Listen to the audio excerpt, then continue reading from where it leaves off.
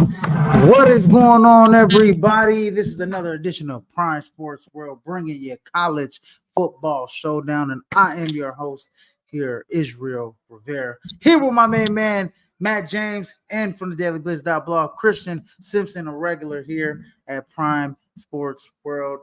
Before I start the show, please like, share, and subscribe to the podcast here at Prime Sports World on Facebook, YouTube, and Twitch. In case you missed us, you can catch us on all streaming platforms where podcasts can be streamed. Anyways, gentlemen, what a week 6 that we had last week. And a great schedule of games that we got in week 7. Got a lot to cover.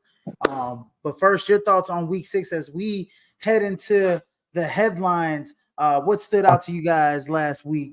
I'll start with you, Matt, or Christian. Go ahead. I mean, look. Go for it. It wasn't safe to be a top-ranked team. Alabama Bingo. goes down.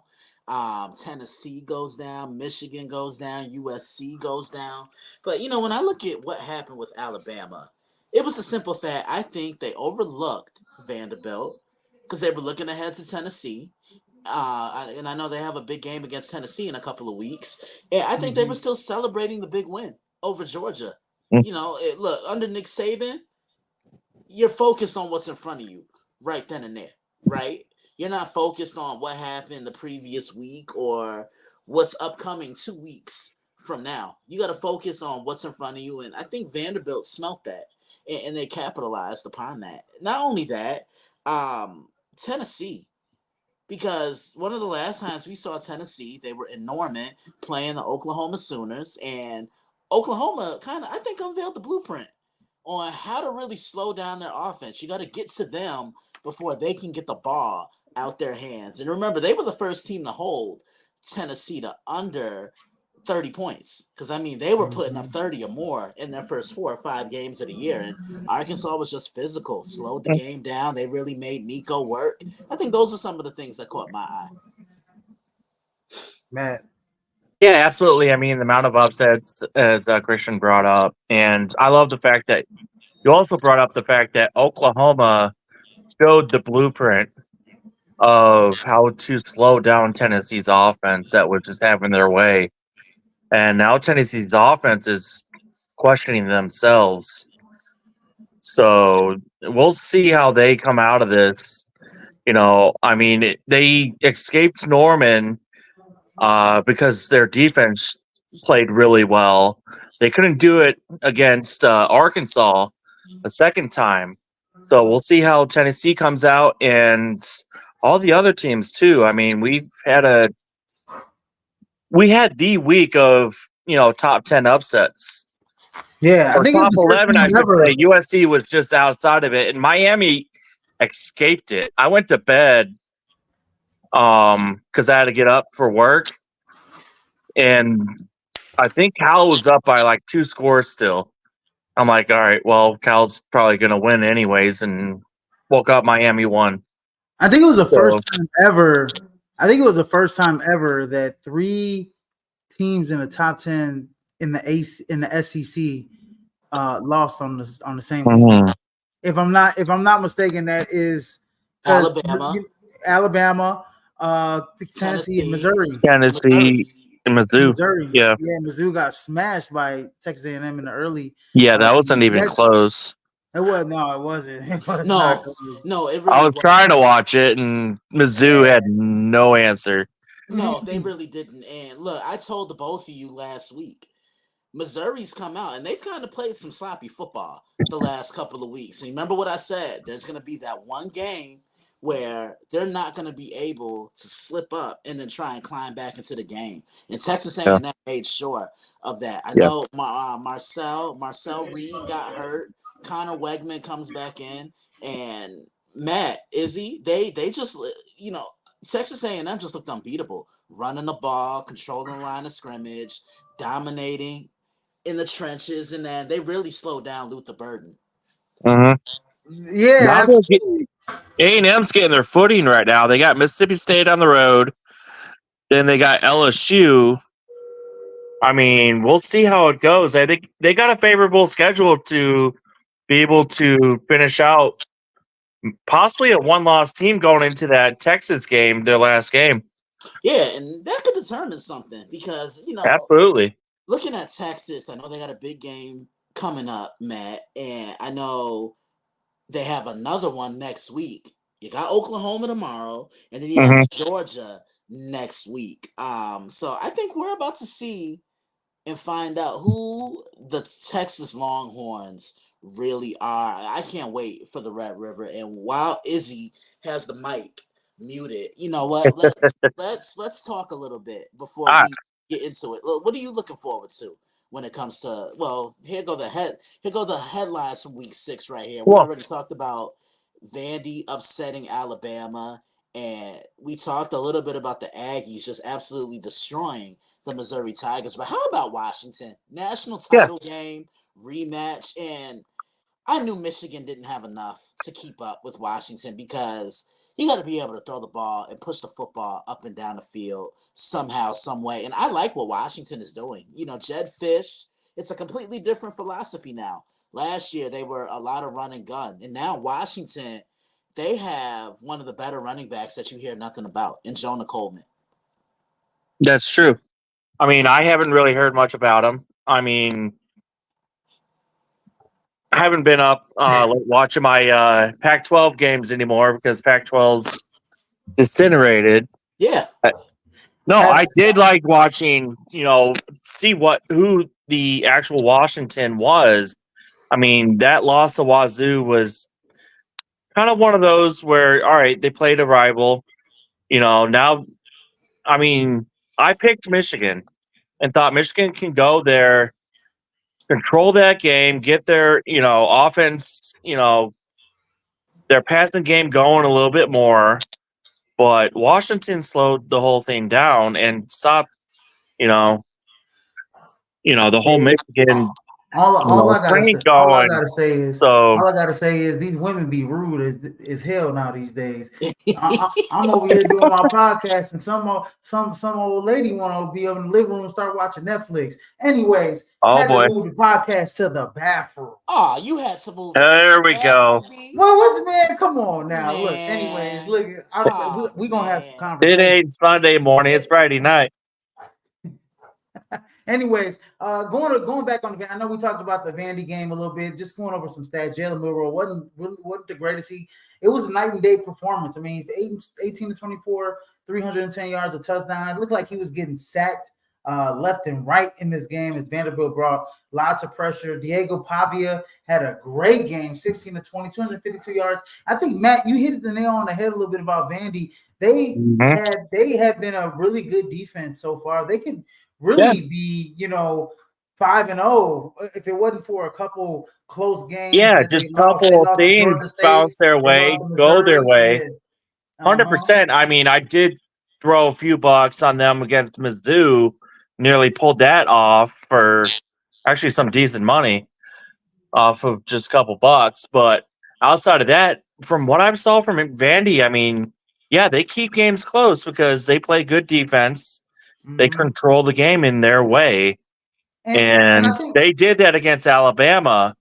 They hit them early and were like, no, you're playing our kind of football. I think they heard the Nick Saban talk too a little bit, or they heard the chatter from the Alabama fans. It's not hard to play in Vandy. Bama fans travel. Well, them Yeah. fans were real quiet. And one thing that stood out to me in that game was Alabama couldn't stop the run. Mhm. Vanderbilt had a very simple game plan. They rushed the ball 2 times the one in terms of passing. 21 attempts on passing, 54 attempts rushing the football. 166 yards and 2 touchdowns. They said we're going to control the clock. This is how you beat a top 10 team Yeah. like Alabama. Keep it Control the simple. clock. You control the clock. You block. You get 4 or 5 yards of pop. Your quarterback makes a throw here and there. Your defense plays well. You hold Alabama. You get pressure on their quarterback. You hold Alabama to the big plays. I think the only one big play that I saw from Alabama was the Ryan Williams play that he Yeah, made that on was the which was the thing of beauty. it was. But other than that, they limited Alabama to the big plays that would give them momentum in this game. I And think my, so, Yeah. I mean, as I think Christian said right before you go, Christian, sorry, buddy. no, Uh well, my biggest Vanny takeaway. won in the trenches, Yeah, Van. Not as you only did always talk about the trenches. Yeah, and not only did they win in the trenches, you got to give Vanderbilt a lot of credit because they kept Jalen Milroe in the pocket. You notice Jalen does his best work when he's outside that pocket. He's making throws on a run, or he's making it happen with his feet himself, and he was pretty much kept in control for most of this game, guys. Absolutely, absolutely, he was. Yeah, and so Alabama, loses a bad. It's a bad loss, but they're still in that top 10. And then at number 25 Aggies. I mean, they throttles number 9 Mizzou. This game was over by halftime, pretty much. Missouri has, like you guys said, Missouri has been playing bad. Pretty much, the last couple games been a little spotty here, and they went into the 6-man and got throttled. And Connor Wigman came back. I was a little like, in terms of like Connor Wigman coming back, I was like, you know what? The one kid, Marcel Reed. Marcel Reed was playing well for them, and then Connor Wigman, comes back and he actually played a hell of a game. For them, 18 to 22, 276 yards, but it was all about Le'Veon Moss. 12 carries, 138 yards, 3 touchdowns, and I gotta kind of wonder, him, Le'Veon Moss, Le'Veon Bell. Anyways, I'm just saying, man. I'm the guys with the name Le'Veon, and he is a big back, 6 foot, 215 pounds. He brings the hammer, and he brought the hammer against Missouri in this game. It wasn't even close, man. No, it wasn't. It wasn't close at all. And it's like what I said at the top of the show. Missouri, these last couple of games, they have not come out the gates firing on all cylinders. And a lot of teams feel that they can struggle, and they feel they're confident enough to climb back into the game. You get what I'm saying? But I always say there's going to be that one opponent that's not going to let you climb back into the game. This was their drives in the first half. 5 plays, turnover on downs, 3 and out, 3 and out, 3 and out, 8 plays, punt, end of the half. That Missouri's and they were down 24-0 by halftime. Then they started out the second half 3 and out, 31. They had 1 touchdown, and then they had 10 plays, turnover on downs, a field goal to end the pretty much in the fourth quarter. So Missouri was just absolutely just garbage this game. They were manhandled. And not only that, I like Texas A&M's efforts to take away Luther Burden III. They 5-1, bro. Yeah. Their only loss was to Notre Dame because Notre Dame had a better defense that day. They 5-1, bro. And like overall, what? but yeah.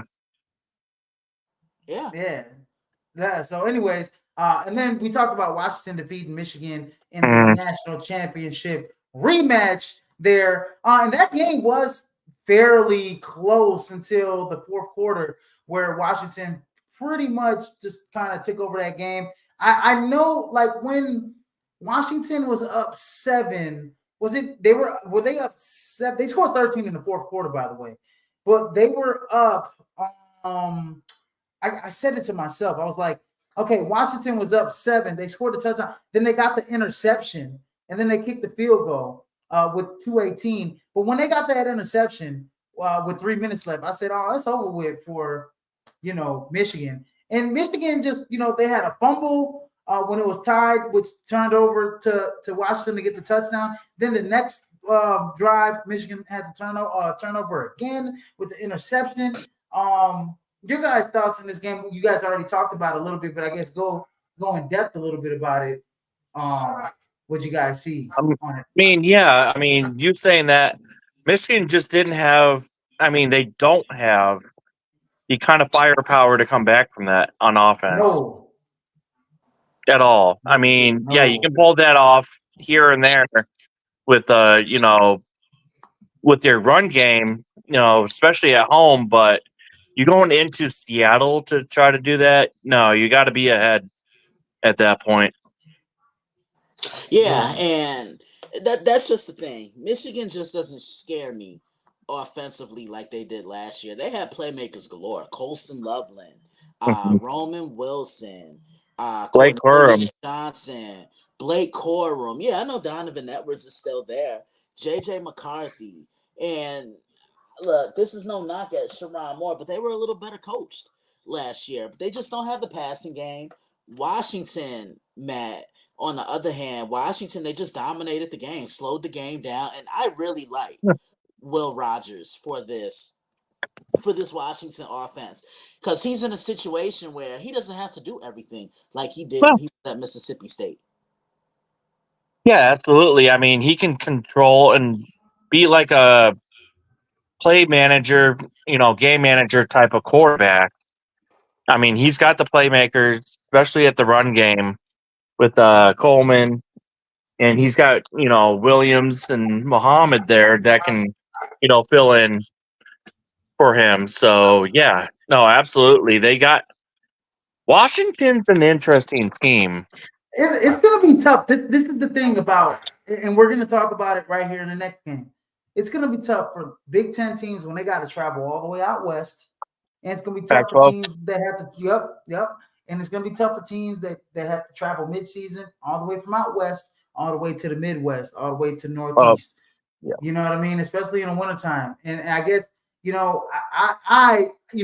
I think I always say like running a good running team and good defense always travels.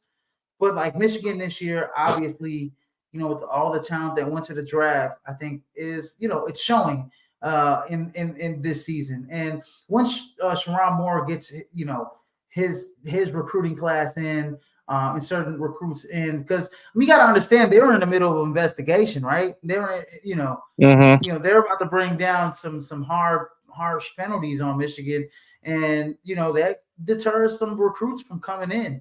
And so you gotta give Sharon Moore a lot of credit, even just kind of withstanding the fire that's gonna come towards the program.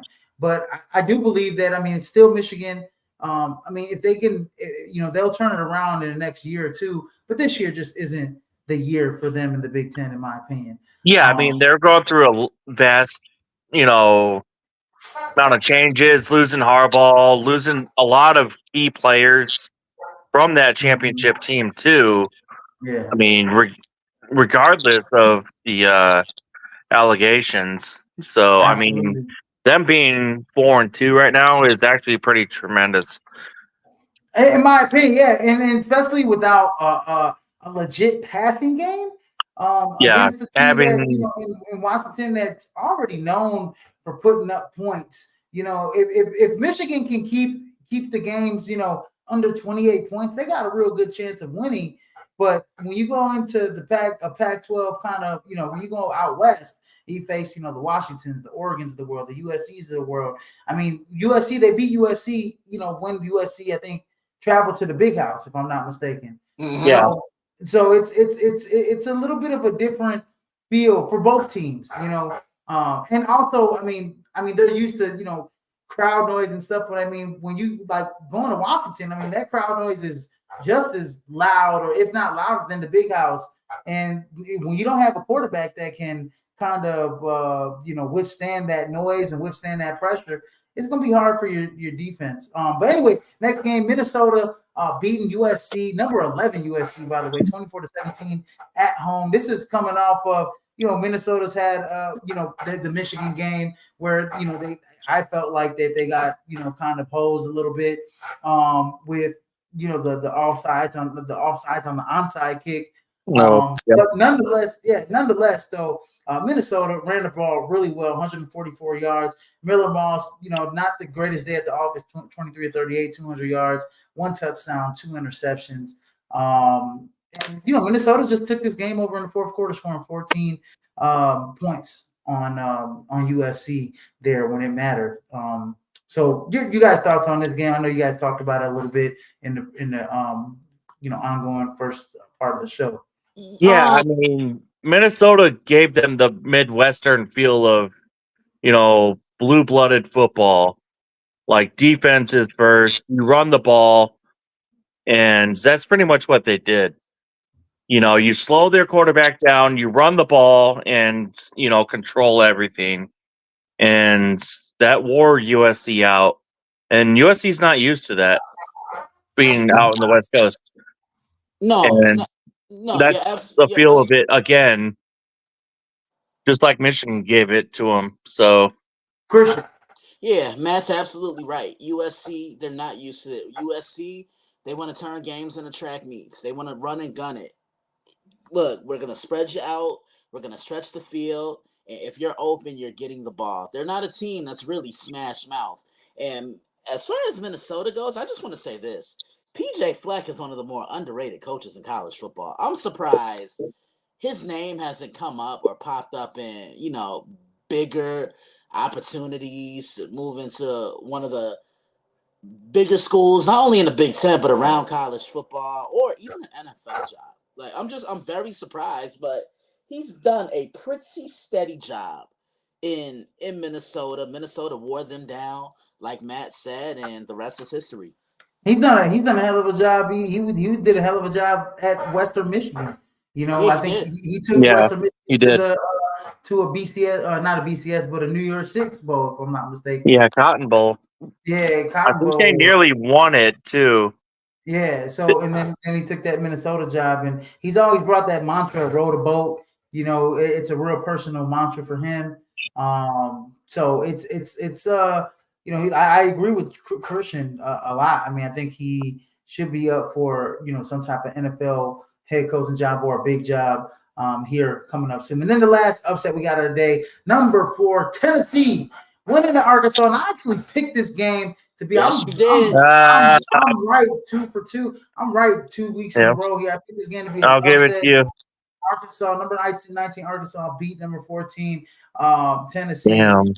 As look, hey man, the young gun Nico hmm Iamaleava, you're gonna have better days, son. 17 to 29, 158 yards. Really wasn't that much. I mean, Arkansas played great defense on them.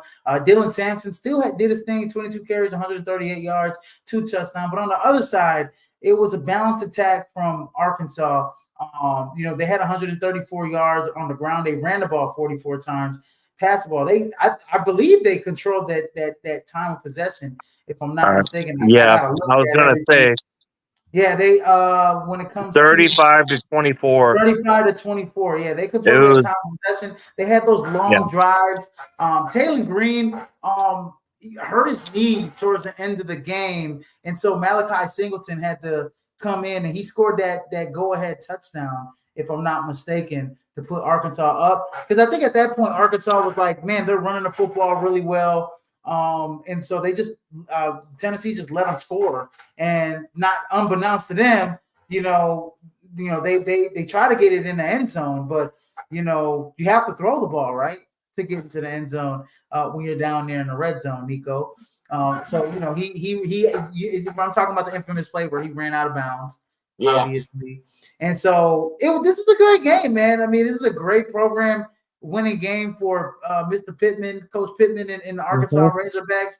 I mean, hopefully Taylor Green, moving forward, his knees all good. But I mean, I've been screaming. I love this Arkansas team since the beginning of the year. They got a really great win against Tennessee, and they also stormed the field as well. I'll start with you, Christian. Your thoughts on this game? This game went into like the 9 o'clock, 10 o'clock swing of things. Yeah, just a physical attack from Arkansas. And like I said at the top of the show, Oklahoma unveiled the blueprint on how to keep this offense in check because they were the first team to keep Tennessee under 30 points. They held them to 25 points in that game. Arkansas did it with a simple 4-man rush. You notice they didn't blitz. Got home, 4-man rush, kept the spy in the middle of the field, and then played man across the board. I can always read a defense based on what the safeties are doing. So if I see one safety, I know it's cover 1. I see 2, it's cover 2. You don't even know if it's even going to be Tampa 2, where the linebackers look like they're showing blitz, but then they drop back in coverage. And I think they even did that as well. Just a bad day at the office for the Tennessee Volunteers. What a week of college football. Everyone kept saying this was a week where it was a down week. None of the games really excited anyone. And look at us. We're talking about all these headlines and all these upsets almost a week later. Yeah. Yeah, absolutely. I mean, my kudos to you, Izzy, for calling this. We tried to talk you out of it last week. Rocky Top They tore down them disappointed me. goalposts too. You came close to be talking like, yeah, Tennessee's gonna win, but yeah, you kept your cool with it and stuck with the Well, Razorback. I forgot I had them for the upset of the week right there, and I was Yeah, like, we came I was, close I was to it. about to, I was about to say Tennessee gonna win, and I was like, oh wait, hold on, no, I got Arkansas winning that football game. But yeah, I mean the fact that no Pittman, I mean kudos to him. I mean he had the game plan to beat Tennessee. I mean Oklahoma came close to it, and he was like, "Okay, I know what to do," and he And did it. I mean, I'm gonna tell control you that something. clock and make the defense work, and their defense made stops where it mattered. They I got mean, they got Tennessee got some yards, but they stopped them. You know, get getting close to their red zone and forcing them to punt at times. I remember watching it, and their Tennessee had like 3rd and 5, and forcing them to, you know, make some plays that they wouldn't normally try to make. And that's just because they're second guessing themselves at that point. So, well, as I said earlier in the show with Christian, we'll see how Tennessee comes out, out of this game. I mean, their offense needs to get their confidence back, get their mojo back, and everything. And hey, big kudos to Arkansas on this. This is a big win for them. I mean, they've been working for this. Yeah. Oh, they lost a close one to Oklahoma State in the early part of the year. They lost to Texas A&M by a close one as well in Jerry's World. So I mean, and they got weapons. I mean, this team, Taylor Green, even though he's 5 touchdowns, 5 interceptions, which the 5 interceptions isn't good, but he's got 1,500 passing yards. And he's a guy that he changes the dynamic of this offense because of his legs. And they got weapons, like I said, man. Andrew Armstrong, he's a 6'4", 6'5" receiver. He looks like sometimes he looks unguardable out there. Isaiah Stetegna. You got Tesla out there that's doing a hell of a job. Jaquinda Jackson, the transfer from Utah. So this team has some offensive firepower, on them that they can keep up with the big boys in the SEC. They're a So dangerous 4-2 team. They could be they 6-0. are Yeah. very dangerous 4-2 team, and whoever goes against them, Georgia, Alabama, whoever the LSU top teams, LSU. I think they next got week. LSU next week. I mean, they got Ole Miss, who doesn't really scare me in my opinion, but They got some tough games, but they'll Texas, pose some problems. like Texas has to come to Arkansas to play them. Like that's a very winnable game for Arkansas. I mean, Texas is the most complete team in my opinion. But I'm saying, like at home, Arkansas, they with all the weapons they got offensively, I just think that they can stand up with like Texas, and they can stand up with Alabama and Georgia. You know what I mean? So, anyways, moving forward to the top 25. Won't take too long with this one. I'll just read out the top 10. We got number 1 Texas, number 2 Ohio State, number 3 Oregon. At 4 we got Penn State, and then round out top 5 we got Georgia, and then at number 6 we got the Miami Hurricanes, who squeaked out a win. What a hell! But that was we probably should have talked about that game too. They squeaked out a win against California by 1 point, and I'll tell you, man, hey. California, that was the late night game, man. California is a tough defensive team.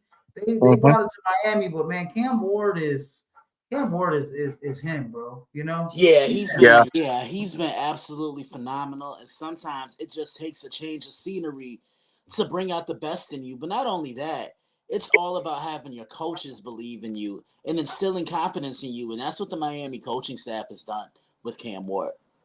Absolutely. And then at number 7, we got Alabama, who dropped down 6 slots with the loss to Vanderbilt, which I thought they probably.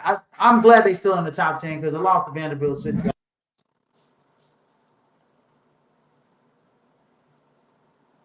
All right. We lose them? Did we lose him, Matt? All right, Christian. Yeah, but So we got Bama. We got A&M. I'm okay. trying to Where open did we this leave up. off? Alabama. So Alabama's at number 7. You knew they were going to Okay. drop, and you knew Yeah, Yeah, Tennessee Alabama. was going to. Tennessee. There we go. Sorry about that, guys. Yeah, I'm back Nah, here. Our And boys then at back. number 9, we got Ole Miss, and then around the top 10, we got Clemson, who's been playing very well this season of late. So thoughts on the top 25. At number 11, we got Clemson. 12 Notre Dame, 13 LSU, 14 BYU, who's he's really slowly but surely moving up the rankings. They're looking to be one of the big players in the Big 12. Looking for a college football playoff spot. They're a dangerous team, especially at home. And number 15, who moves up 10 slots, Texas A&M at 5-1. We just talked about them.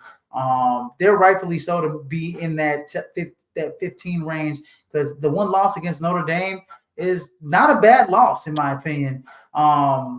They just the first game of the season. But other than that, that defense has been playing so much better. And that team's been playing so much better since Jimbo Fisher has been relieved of his duties last year. So, anyways, number 16, we got Utah. And number 17, we got Boise State. And man, look, we'll get to him, but Ashton Genty is putting Boise State on the map. Listen, this is the best season I've seen from a running back in college since Derrick Henry. And Derrick Henry was pretty damn good that year. But what Ashton is doing, he is just every single week. It just seems like we're talking about this kid. And listen to how excited we get speaking about him. Yeah. I mean, all right, here's a quick trivia. Through 5 or 6 games, who has the most rushing yards in college football? Right now? No, in history. On history Or through in the 5, 6 last games? 30 years or something. Yeah. Wasn't it Barry Sanders? Well, Barry had the record of 26 plus, but I gotta go. No, in the first 5 or 6 weeks. First 5 or 6 weeks, it's got to be this kid. No. Who is it? Garrett Wolf.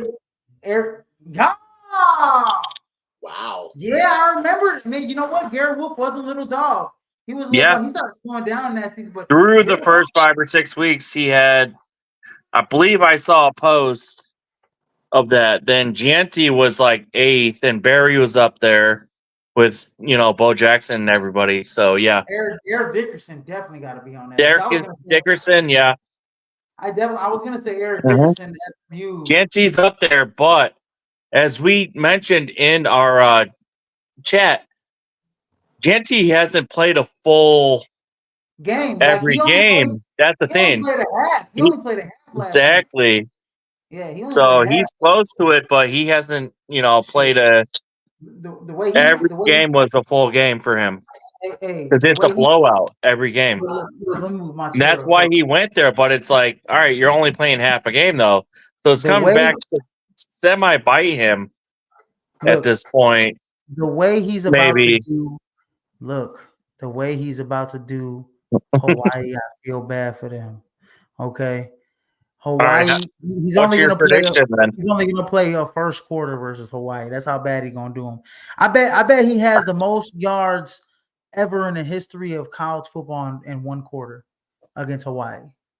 What is that, like 200? I don't know what the bet is. I don't know what it is. It's got to be 200. I mean, then he's taken out. It's like a half. Then it's got to be up there. It's got to be up there, bro. They'll be up by 35 points in the first half. They won't even need to put him in the second half again against Hawaii. No. That's why I don't think he'll get the touchdown record, because he's not going to get the record, but he'll be in New York. Oh, he's going to be in New York for sure. Yeah. But the thing is that they're blowing the Mountain West out competition out the water. Yeah, that's the problem. And so he's not playing the second half. And that's why I'm saying he might not break Barry's record because he's not playing the second half. But if you look at he went to a team who has way too good of an all-around team especially with the defense, shutting them out. It's I mean, like, all right, I mean, kind of dude, second guess his, thoughts on, trying to break the records. It's like you're dude, not playing in the he may be entire on pace. game. He may be on pace. He is on pace, I think, to get like 25, 26, because he's got what 1,300 yards so far.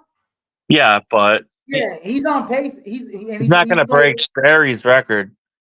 Barry ran for what 2660 something like that. Yeah, he did. I think Mhm. that's what it was, or in that Oh, he neighborhood. might.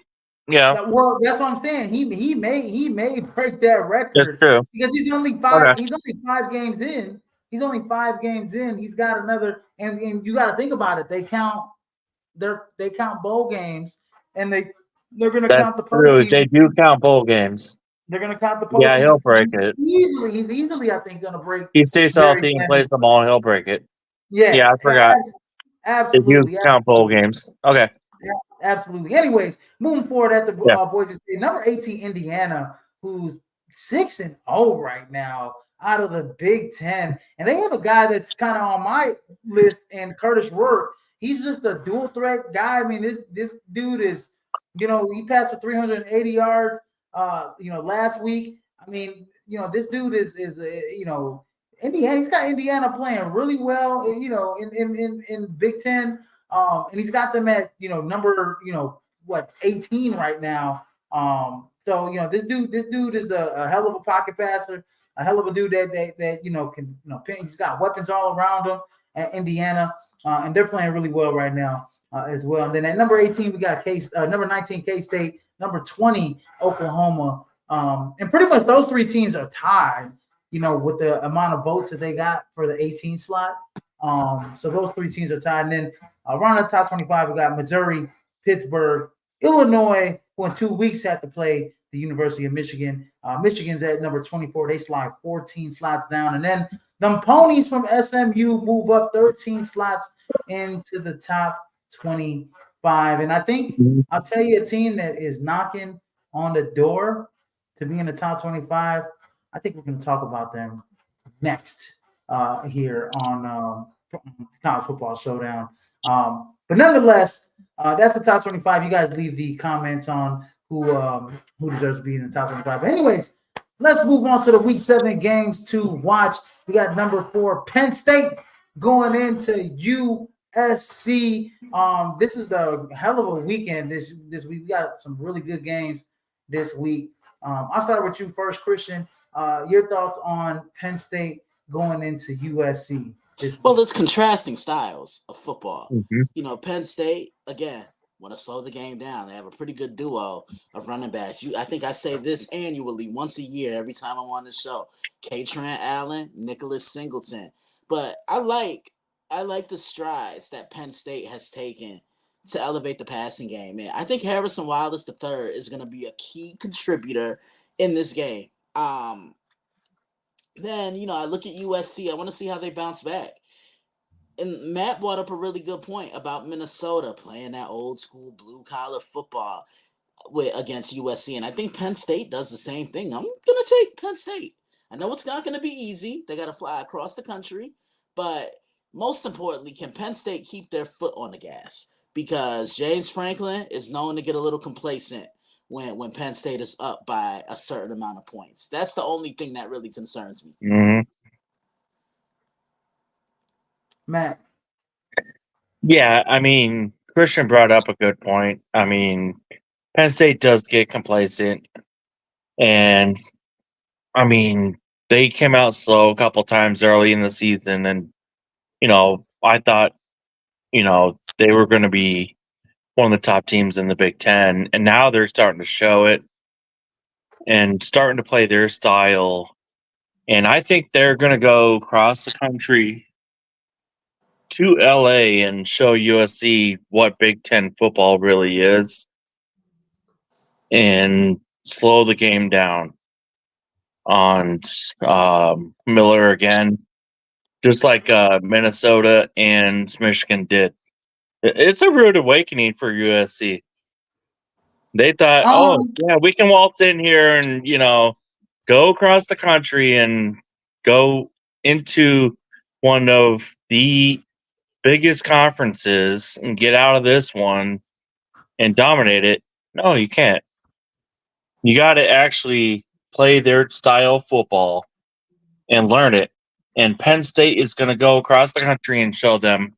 And I think they're going to beat them and show, again, Big Ten style football.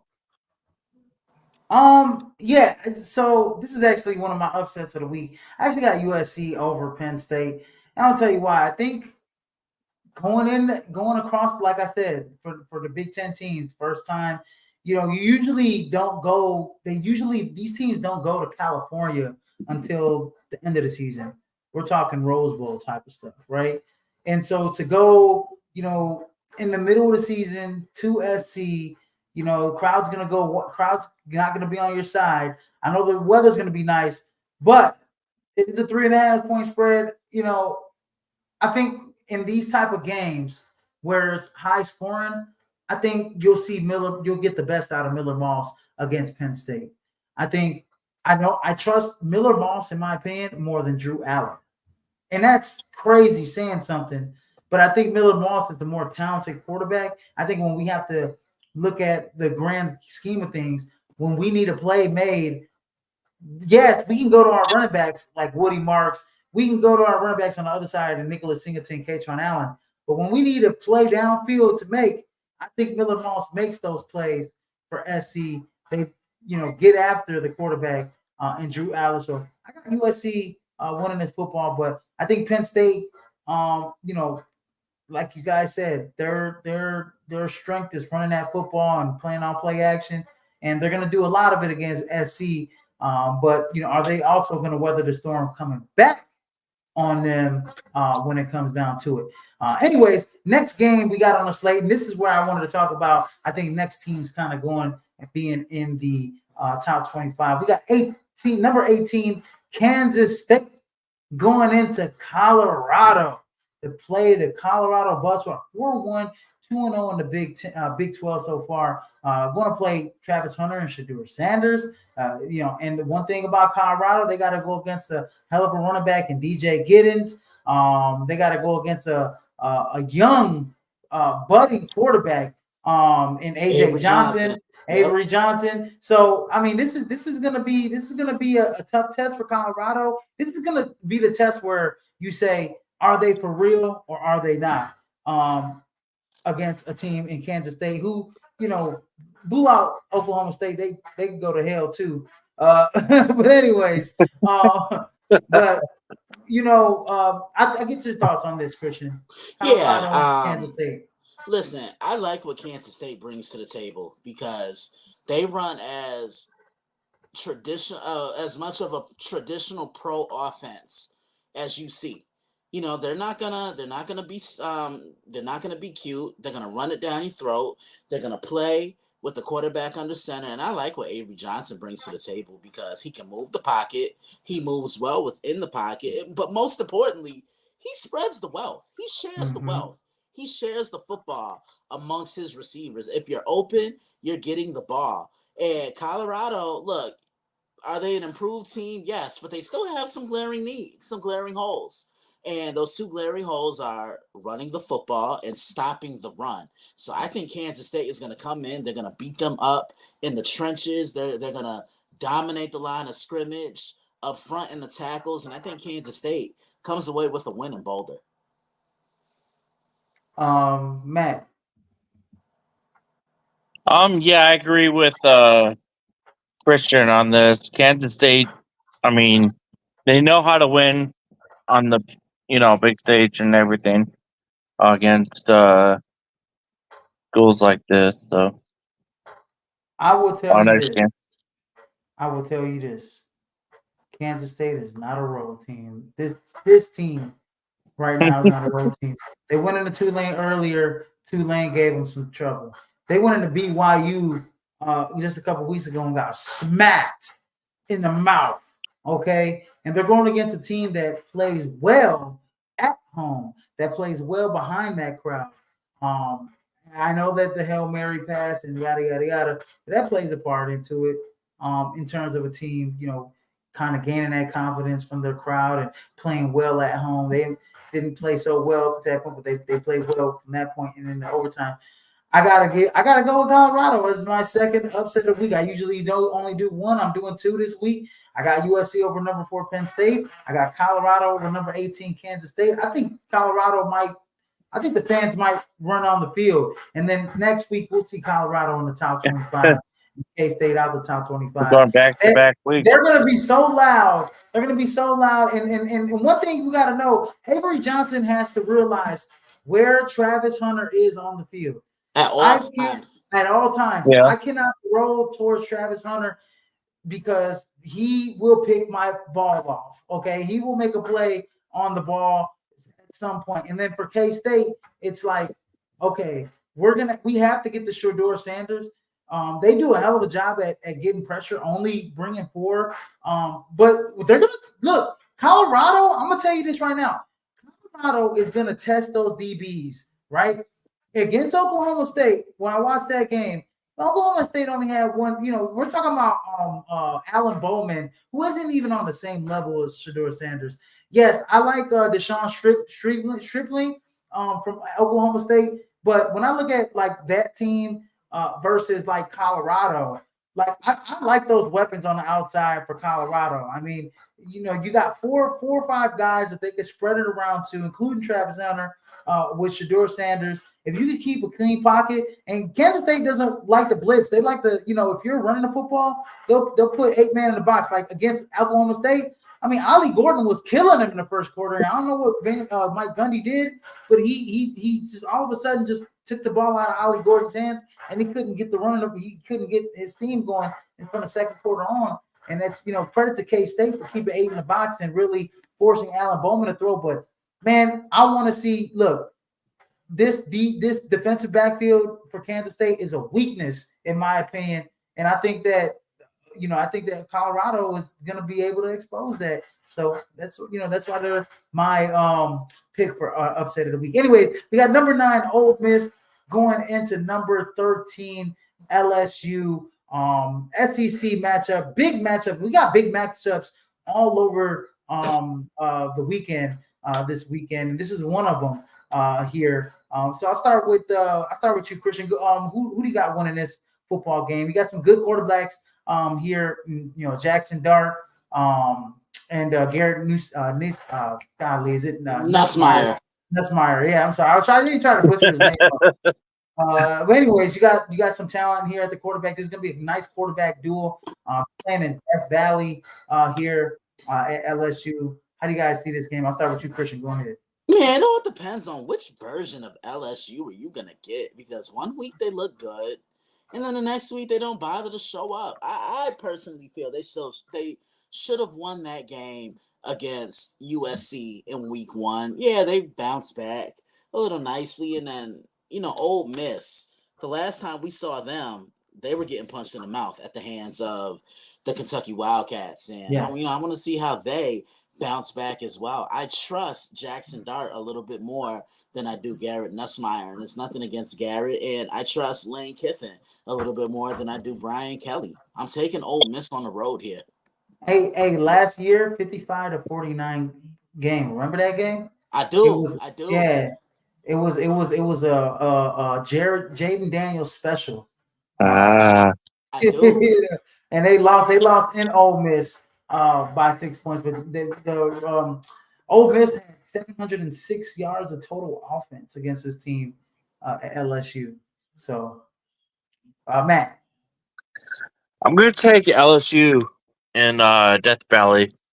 I think their defense, has seen enough from film from Jackson Dart to at least slow them down. They'll probably go into, Nussbauer. I say that right? Yeah, Gabe Nussmeier. Yep, Garrett Nussmeier. All right. And Jackson Dart shootout again this year. So it should be a fun one. Ole Miss has been shaky as of late. I'm going to go LSU at home. One thing I will say, they have a freshman running back in Caden Durham who's been excellent this season for LSU. He may not be playing. I think he might be out for the game, so that's a big blow for them. But he is. I mean, he's a game time decision from what I'm reading.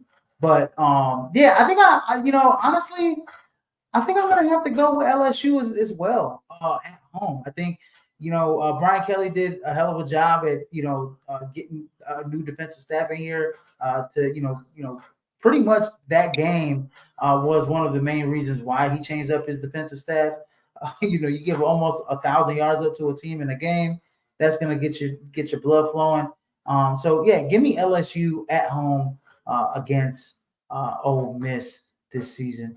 And then we got the big showdown, and I already know what's coming here. The Red River rivalry here as number one Texas going up against number 18 Oklahoma. And let me guess what it is, Christian. Nah, man, I actually previewed this one on Tuesday. I can You talk about previewed it? You Oh, missed it. man, you know what? Damn. That's Okay. why I'm like, all right. it. Nah, look, Texas to me, they've been the most balanced offense in college football. They have speed on the perimeter. In my opinion, they have the best offensive line in the country, and they can run the football as well. And they're doing it on the defensive side as well. Oklahoma, never in a million years did I think I'd say the defense was better than the offense. But Michael Hawkins, he has a chance to have a really big game against Texas because you remember last year, almost a year ago, all three of us were on this show. We talked about this game. What did Dylan Gabriel do against Texas last year? He ran it all over Texas to the tune of 14 carries for 111 yards rushing, and he kept running it until Texas could make adjustments to stop him. And guess what? Couldn't do it. I could see Michael Hawkins Jr. having a game like this. But I just think Texas across the board, offensively, they have too many weapons. They have too much speed, and they're going to test that secondary. Okay, are you going to be physical? Are you going to play off of us? Are you going to keep those safeties high? How exactly are you going to play us? I like the Longhorns here. I just think they're leaps and bounds the better team, and this is the first of two tests, I feel, for them in consecutive weeks. Man. Yeah, I agree with Christian. This another wait. All right. This is another way Texas can prove themselves that they are back to where they want to be. All right. I'm saying that right because they think every year for, a long time that they are the dynasty, and it's like, all right, you go into this game and Oklahoma finds a way to beat you. I mean, Dylan Gabriel, it's like, all right, cool. All right. I got Texas, and I believe in Texas right now that they are the best team, and they are the team to beat in the SEC. They are taking over Alabama's spot after Nick Saban left, and they're proving Kirby Smart. They are the next team. So I got Texas in this by a couple scores. They're going to show them that they are the team to beat.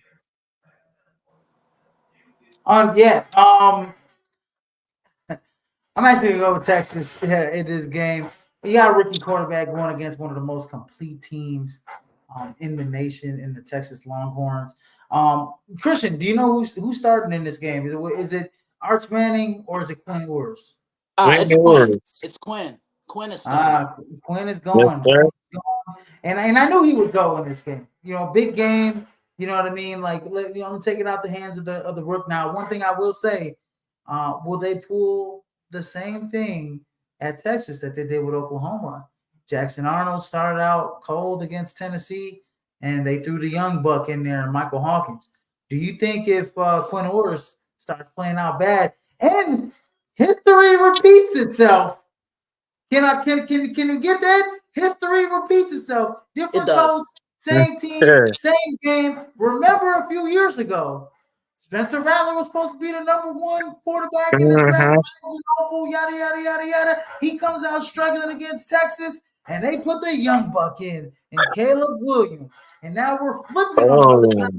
We got Quinn Ewers. If he comes out struggling against Oklahoma, they just say, we're giving you the keys, Arch Manning, to take us to the promised land.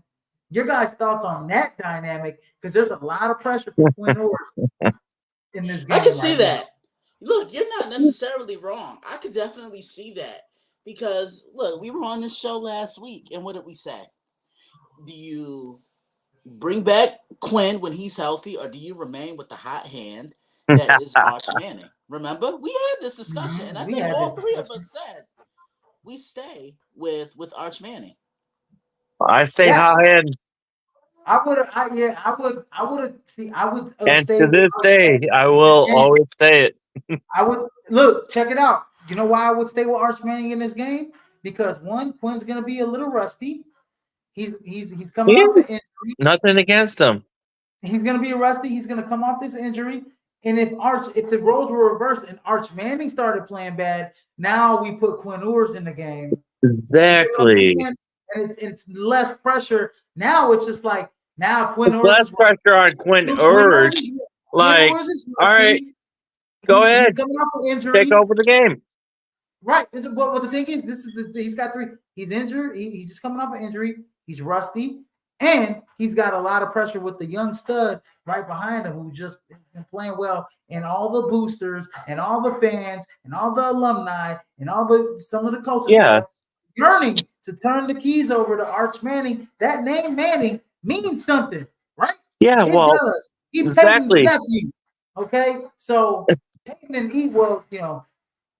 Well, Arch Manning goes into this, dominates. Here we go. We got a whole nother story. I just like to paint storylines like that. But anyways, I got Texas going in there and winning despite whoever the quarterback is. I think the defense is going to make things a little bit difficult for Oklahoma. But in this game, man, we just never know, right? And that's the mystery of college football. And then I think I know what's coming here. As we got the game of the week with number 2 Ohio State versus number 3 Oregon. I forgot to put number 3 Oregon there, but it's okay. I ain't gonna change it. But I think I know what's coming here with Christian. Look, y'all want to do this on my count? Can we all do it? On your all right. Listen, 1, 2, 3. Shameless number 1, baby. Listen, this Ohio State defense is the best defense I've seen in college football this year. They have the pass rushers, they have the linebackers, they have the guys in the secondary, right? And they're doing just enough offensively. Will Howard's come in, has righted the ship.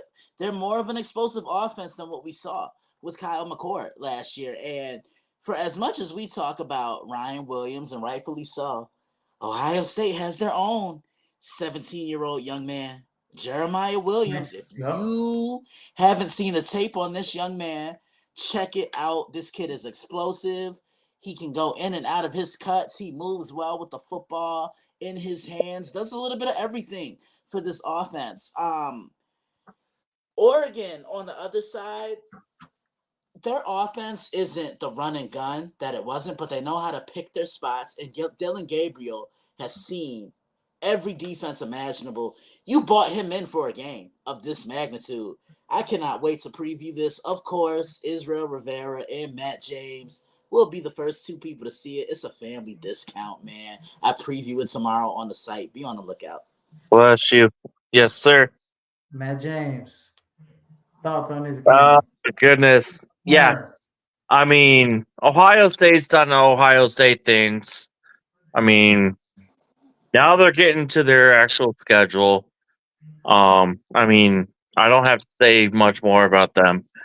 Oregon, on the other hand, who are they?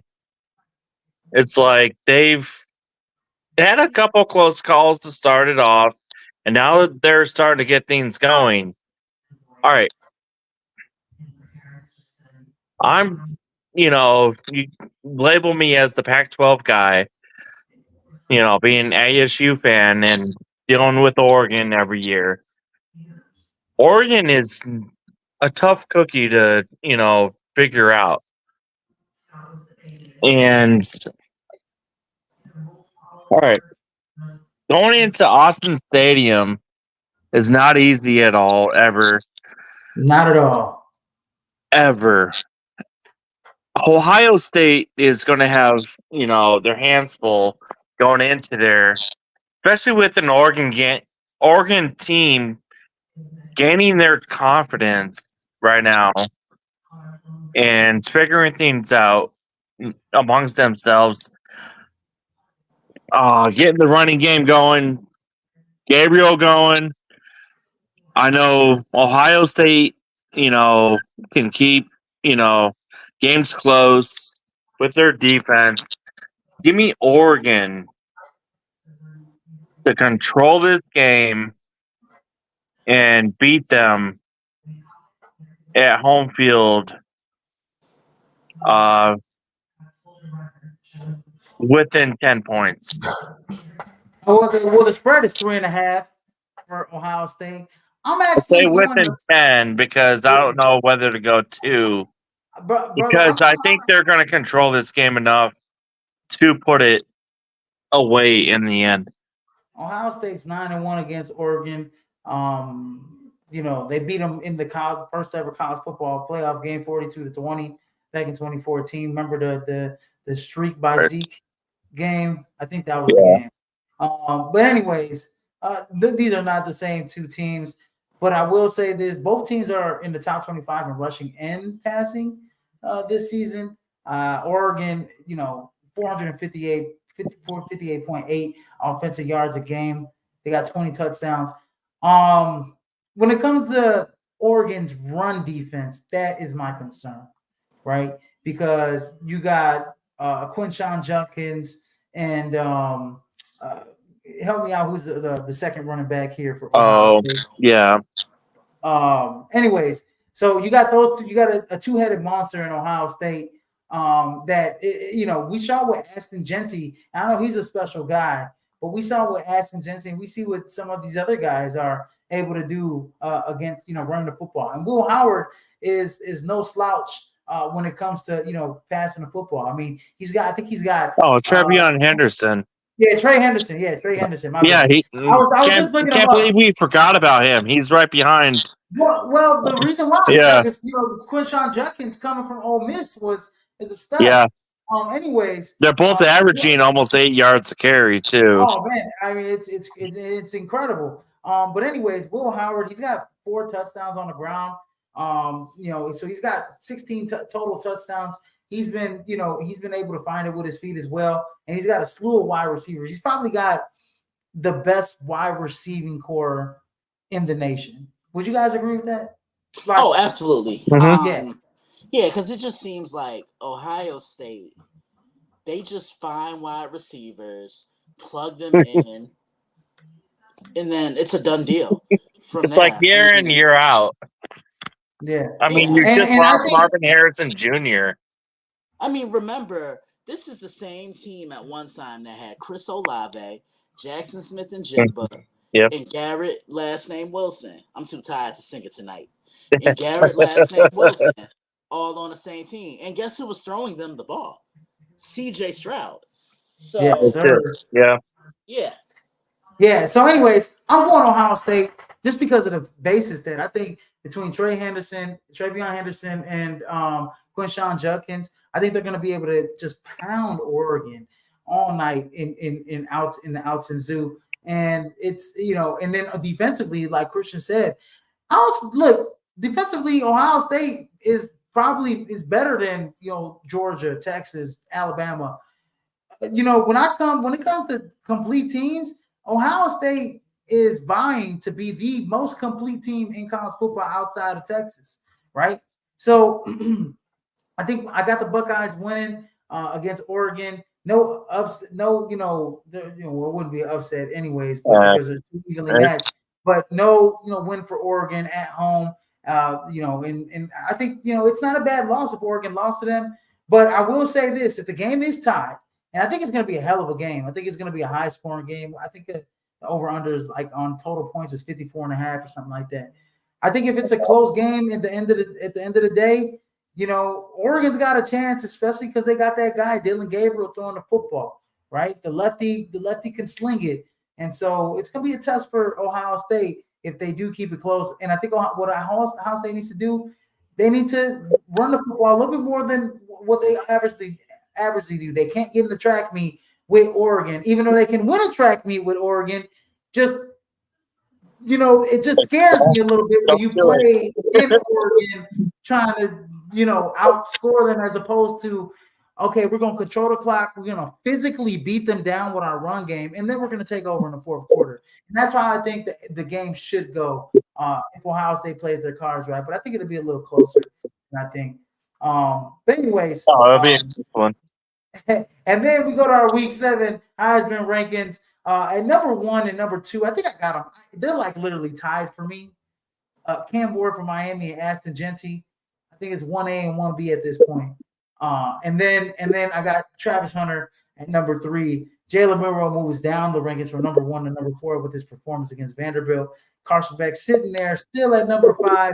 And then my dark horse is Dylan Gabriel, who's got a big game against Ohio State, who could possibly move into the top 5 Heisman rankings with a really good game against Ohio State and a win. Your guys' thoughts on Heisman rankings and anybody who should be up there in consideration for the Heisman? I mean, I agree with those first two. These two have been the two of the best players in college football. I mean, having Travis Hunter in the fold as well at number 3. No, I can't disagree with anything. And Dylan Gabriel really has a chance to elevate himself into that top 5 list with a win over the Ohio State Buckeyes. Matt. Yeah, I mean, I'll throw GNT up top, Travis Hunter, then Cam Ward. I mean, just because GNT doesn't play full time and he's going to probably break the record. Hunter plays both sides of the ball, and it's made a difference for Colorado. Mm-hmm. And Cam Ward, yeah, he's made a huge difference for Miami. But essentially, in my opinion, I think Travis Hunter should be, leading the race. But since they're not ranked right now, like they have to be like for Travis Hunter. I think, in my opinion, to win this award, I think they have to be up there in consideration to possibly win the Big 12 and make the CFP. In my opinion, Aston Genty's got something special where it comes like he's going to break Barry Sanders' record, and he's probably going to get in the CFP as a P5 team. And then Cam Ward is probably going to, be in the, in the CFP if Miami keeps winning the way they do. I know they probably are going to have to face Clemson at some point, or they are going to face Clemson at some point. So, and, I do worry a little bit. Cam Ward has turned over the ball the last couple games against Virginia Tech and against California. So, he's got to clean that up a little bit because he's got that gunslinger mentality, right? Where he's like, I got a strong ass arm and I can fit it into any window that I can. And he does that from time to time in some bad spots. So, but anyways, and then, obviously, like what we said about Dylan Gabriel, he's on the outside looking in. I mean, you got Johnson too. Yeah, absolutely. See what he does this week. So. Yeah, absolutely. But anyways, that's been the show, ladies and gentlemen. Please like, share, and subscribe to the podcast here at Pride Sports World. And in case you missed it, you can catch us on all streaming platforms where podcasts can be heard. But anyways, in case I missed you, good afternoon, good evening, and good night, ladies and gentlemen. He just threw it off the backboard for me to say my phrase. Holla at your boy. Holla at your boy, and we will see you guys Monday to review the NFL Week 6. So you guys don't want to miss that content, and make sure to catch Christian's preview here 1 hour before the game between Ohio State and Oregon. Anyway, peace out, guys. See you. All right.